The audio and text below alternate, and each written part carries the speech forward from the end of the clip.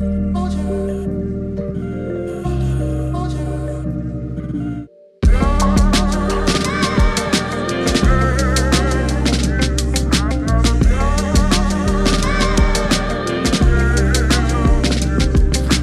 lights, new dawn, yeah, we ready for more. Breaking out newborns, driven by the allure. Facing life head on, blowing fresh at the door. No limits, all in it, yeah, we ready to soar. Every step of the We don't still need to do cream of rice tutorials in 2025, do we? That was a serious question. Do people really need babysitting through making cream of rice? Or you basically put water in it, cold water, and then put it in the microwave. It's like quite straightforward. Welcome back, YouTube. So the long-awaited return. No one really cares. It's been about 6 months since I did a YouTube last, but this is going to be a semi-regular thing now, right, Ben? Yeah. And so, yeah, probably do one a month. Lots to cover, lots to sort of go over for the 2025 season, and really my goals within bodybuilding, what me and Chloe have got planned, and just a whole host of a few other things. But to kick things off, a little update on my end, or at least what's going to be going on throughout this video. So I've left Nathan, and I'll cover all the drama there. There's no drama, or is there? Me and Chloe are going to do a podcast. That will be drama, and fucking hell. And then, yeah, bodybuilding goals, and what my 2025 season is going to look like, and sort of beyond that. And I think really that is everything.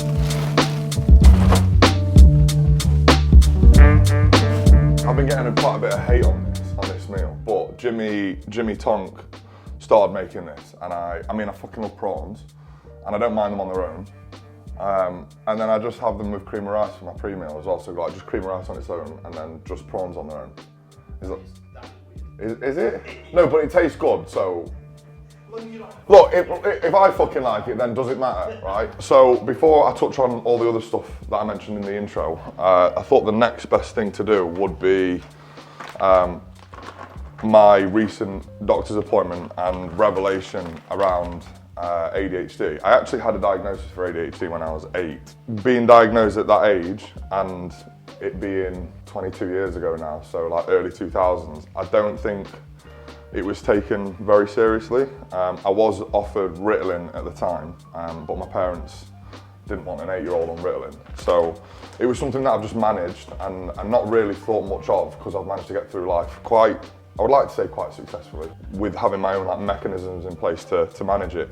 However, reaching like later adulthood, having more responsibilities, being self-employed, and the nature of what phones and social media have become, especially in tandem with my work, I've found it progressively more difficult to manage it. Yeah, I went to the doctors, I spoke to them, and I was offered, not Adderall, I think there's another one. Is it less? I don't know, I can't remember. I can't remember the official name. It's not Adderall and it's not Ritalin, it's a different one. I'm going to speak to another consultant who deals with like adults with ADHD and why I'm struggling now and wasn't so much before. But the last couple of months have been really difficult for me, just trying to understand myself and understand why I operate the way that I operate, and what affects me, what doesn't affect me. And over the last couple of weeks / month, I've put certain things in place to allow me to like work more efficiently, I guess, and just be able to adapt to these new things in my life, which are obviously triggering my ADHD. One of them was, and it's something that I did on prep, and I didn't realise that it helped me manage it so well. But on prep, I used to wear my headphones almost like 24/7. From the minute I got out of bed, for probably 80% of the day, I had my headphones on, which is quite difficult, obviously having a partner, being with Chloe, and like almost shutting out the entire world. And I sound a little bit autistic really, and this will probably be the first time that I've not spent the entire morning with my headphones on, just because I'm recording for YouTube. But I think Chloe understands. She's also had a diagnosis for ADHD. Hers is a little bit different to mine, so she gets it. But yeah, it's just important for me that I have no distractions and I feel like almost immersed in something. And usually music or even like the noise cancelling headphones are able to or allow me to do that. So yeah, that's been a bit of a whirlwind over the last few months.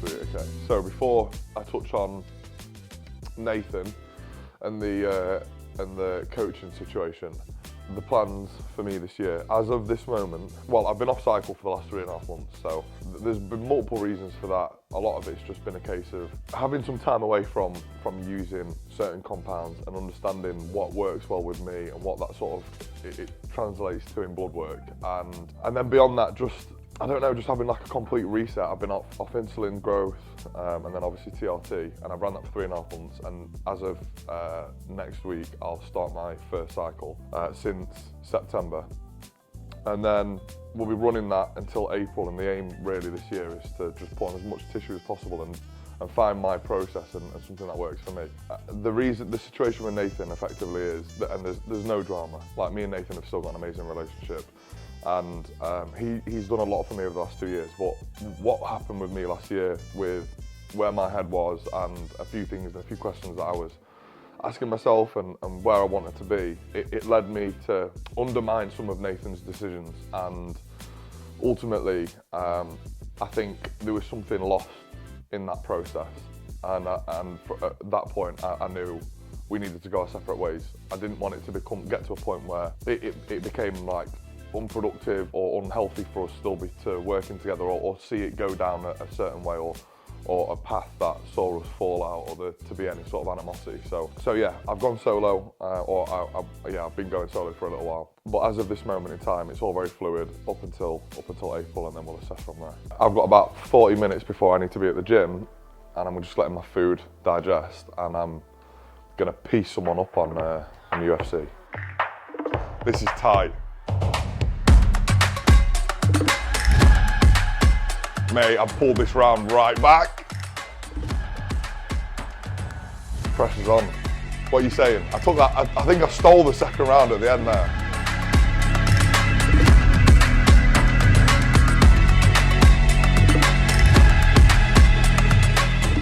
See you later. Fucking knee to the chin. Fuck off, you cunt. Right, I think, we've got time for one more. Who else wants some? Fucking come on! If you want some, I'll give it you.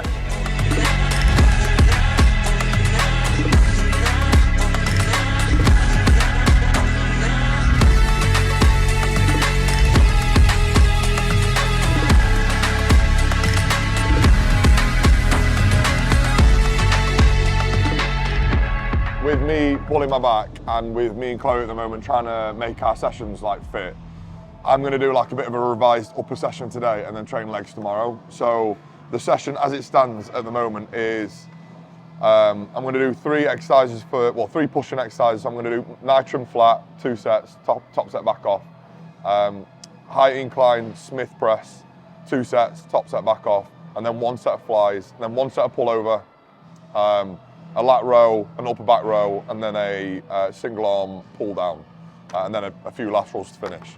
And that's pretty much going to be my upper session. I'll run through like setup, machines, why, volume, all that sort of stuff as we go.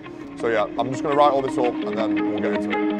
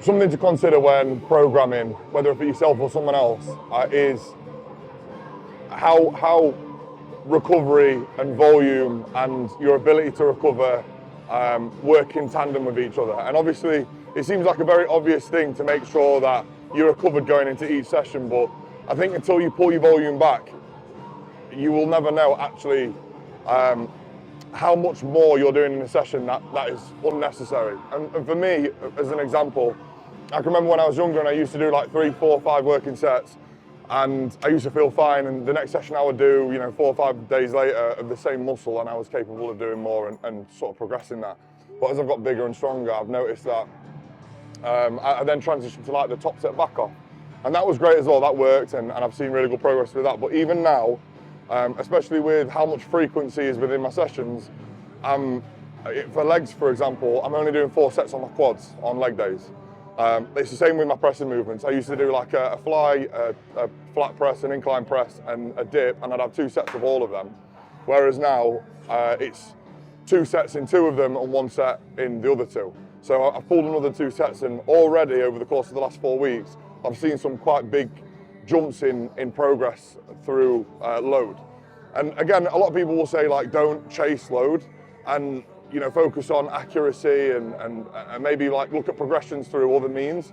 And yeah, like absolutely, that's another metric, like maybe time under tension or the quality of the reps. But ultimately, you want to be adding weight to the bar. Like that's it. Like over time, you want to be moving, let's say 100 kilos, and then 110 kilos, and then 120 kilos for the same quality of reps. And if you're not doing that over months and months and months, then really there's progress being left on the table. Like the progress that you should be making isn't there.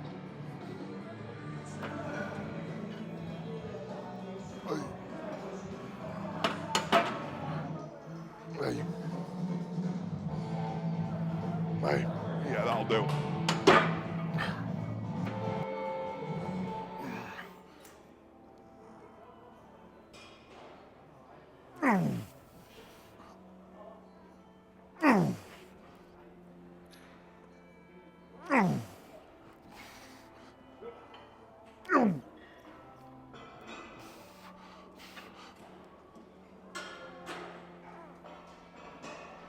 Hey.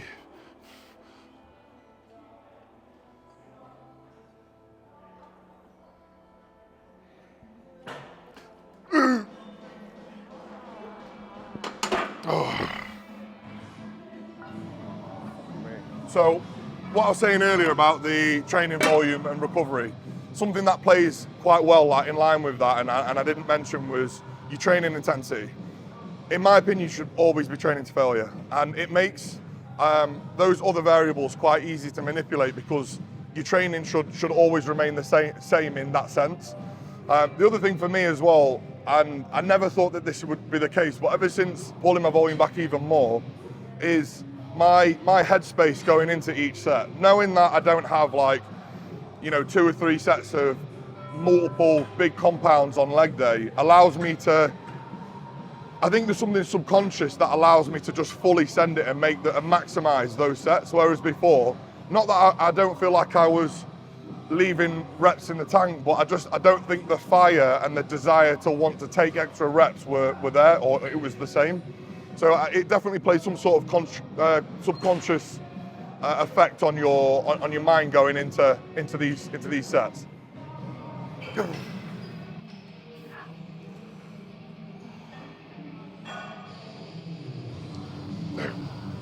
So a good little cue for any pressing movement. So even legs, like shoulder press, a flat press. Like I know a lot of people struggle connecting with the chest and connecting with the quads.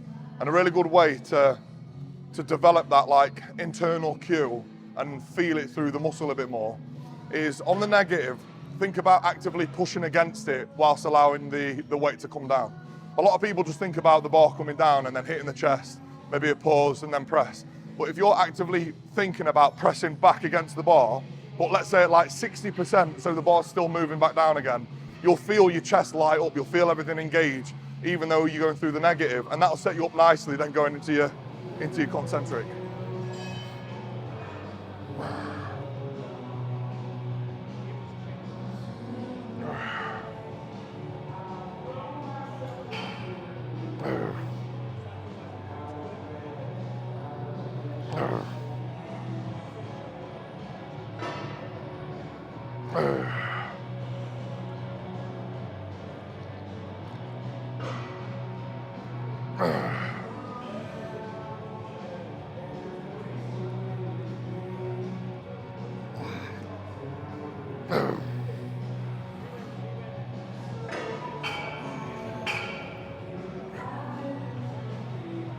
So another little tip for flying, for the last like 6-12 months, I've just sort of been working through what works better for me and what I feel, and naturally on flies, and to be fair, same with any pressing, knocking the seat back a little bit, and like treating it as if it's a decline. A lot of people have that bench flat, like upright, and they're flying like this. But you'll find if you put the seat back a little bit and fly down yourself, that connection and that ability to feel your chest in its entirety, and maybe a little less rotator cuff, a little less front delt, it's so much better.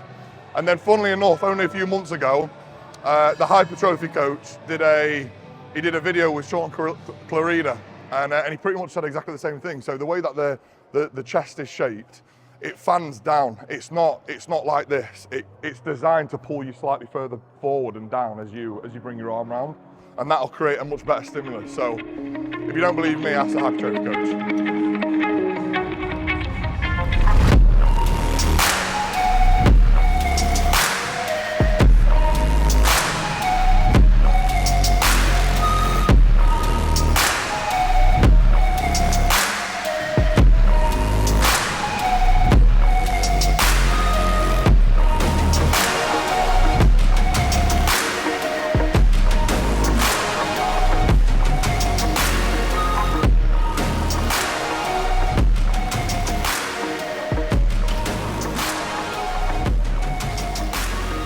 One set on that. Again, just keeping volume low where I can. I mean, I appreciate this is like an upper session, so there's still retrospectively quite a lot of volume, but I mean, 5 sets on my chest, one of them a bit more delt, and then another 6 on my back. It's not bad.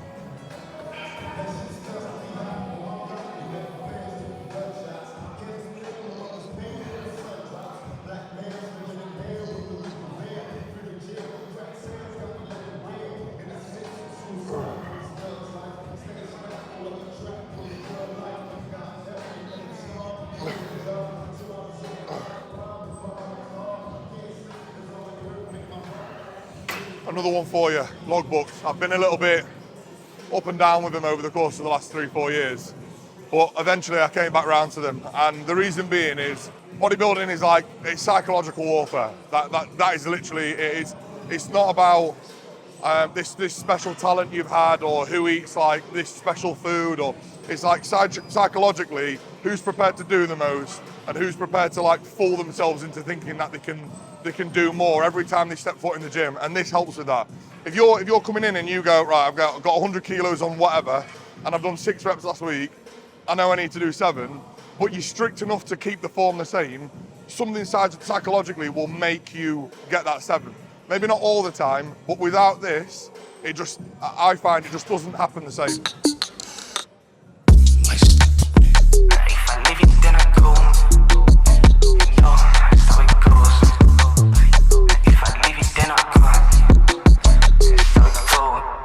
No time, gotta go, left out, I'm in my zone. Yeah, you know I keep you quiet like a sleep mode. You can keep on, but I got it now. I found my crowd now.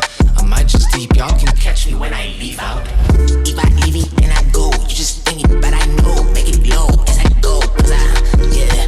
If I leave it, then I go. You just think it, but I know. Make it blow as I go, yeah, that's how I roll, yeah, that's how I go, yeah, that's how I roll,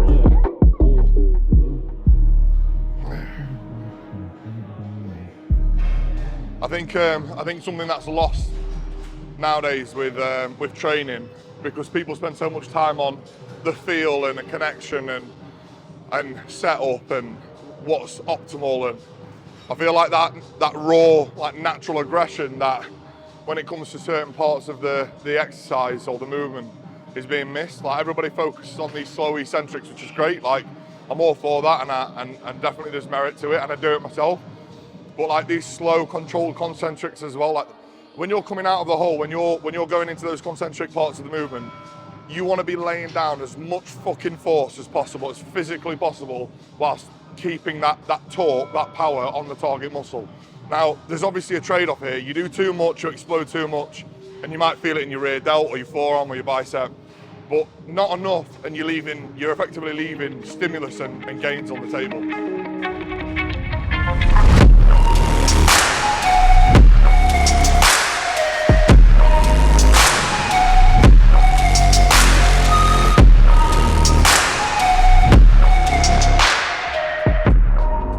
Oh, I didn't see you there.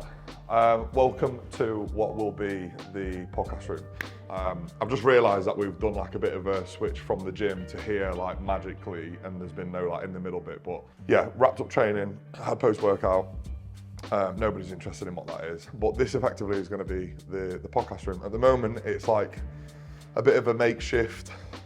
Well, the desk / office is for Chloe, and this does a job for now.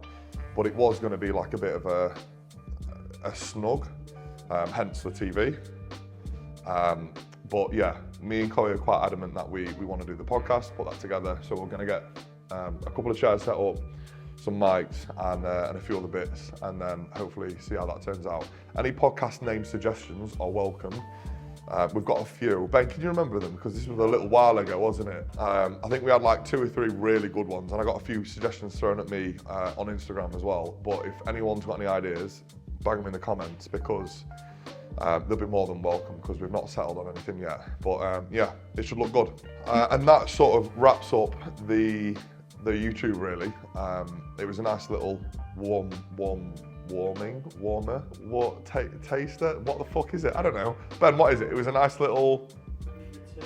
There you go. That'll do. That makes normal sense. So yeah, nice little return to YouTube, and moving forward, obviously a few more little bits regarding training, my plans, bodybuilding, and my new coach, maybe in the next one. We'll touch on that next time. But yeah, that's everything from me. Thank you for watching. In a bit.